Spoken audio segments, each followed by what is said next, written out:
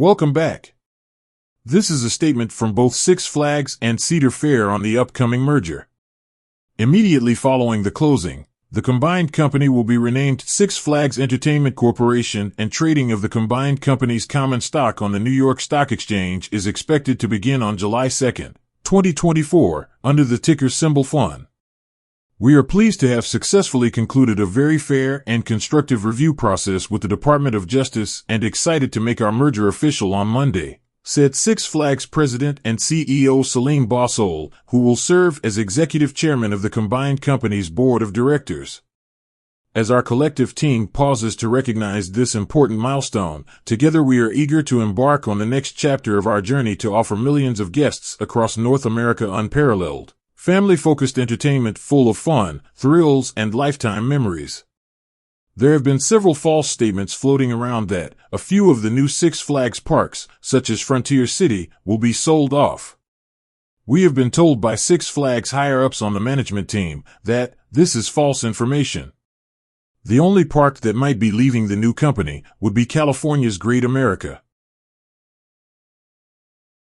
Now, with that being said, I believe the new president and CEO Richard Zimmerman and the rest of the new upper management team will focus on Frontier City.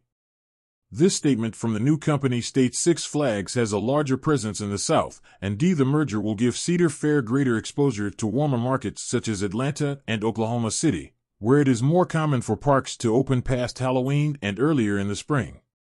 The companies would smooth out earnings volatility. All this is on their investor page.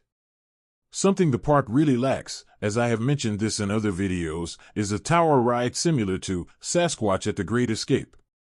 The height is about 200 feet and an SNS Worldwide Combo Drop Tower. Eruption was designed by the same company and stood 250 feet.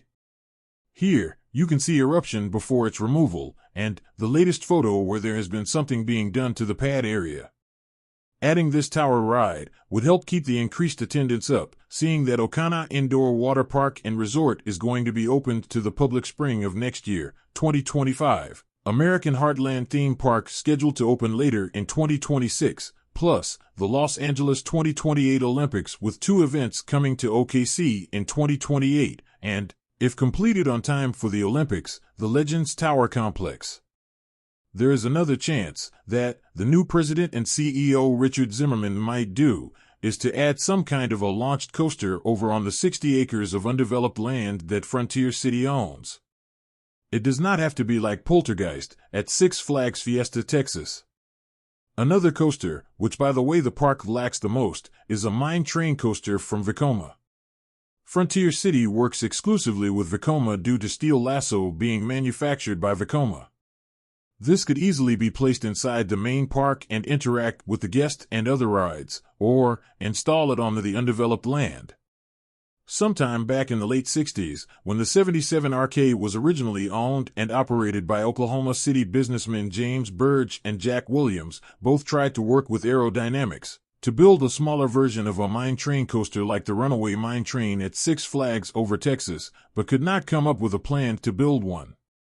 So, now that Six Flags and Cedar Fair are merging this week, the new president and CEO Richard Zimmerman might be wanting to build one for the park to keep the attendance up. With all this being said, it is very possible that the park might see a return of holiday in the park soon. Remember, Frontier City can open and operate for about 11 months out of the year, while the north and northeastern parks of the new company cannot open and operate that long. Cedar Fair tried this with Kings Dominion in Virginia. After experimenting with year-round operations in early 2023, these beloved parks are one and done, now returning to their traditional seasonal calendars, closing their gates for the winter and gearing up for a grand reopening in the spring of 2024. So, as stated before, Frontier City is not going to be closed, or the lease itself will not be sold to another company via Richard Zimmerman, the new president and CEO, through the statement. That is all I have for now.